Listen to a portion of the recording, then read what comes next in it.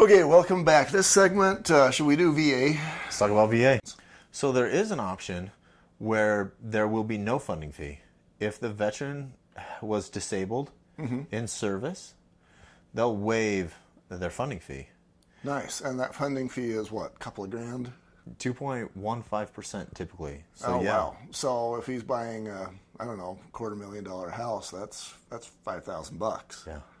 That's a chunk. Yeah. Now, typically that just gets added to the loan amount, so it's still not cash that's required to close, but it's great if the veteran doesn't have to pay it at all. Now, I actually know a guy, he's a neighbor across the street, where he's been working with the military, and the question is he 60% disabled or 70% disabled, and he's working on being declared to be 90 or 100% disabled.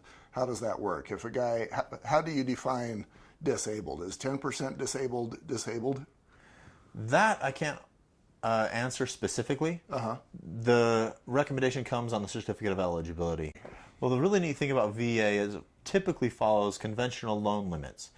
So FHA loan limits can be lower, but you can get quite a bit of house with a USDA loan. So let's just cover loan limits. What is a loan limit? It's how much that program will lend to you. So FHA, you're buying a home maybe just over $300,000 with minimum down payment, right? Conventional, there you got down payment required, but you're up $424, which is where VA is. So it's hundreds of thousands of more.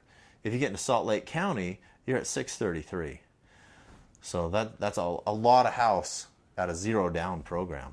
That is a lot of house for zero down. And then they probably get a better interest rate than Yeah. market too. Generally, how much better is that interest rate?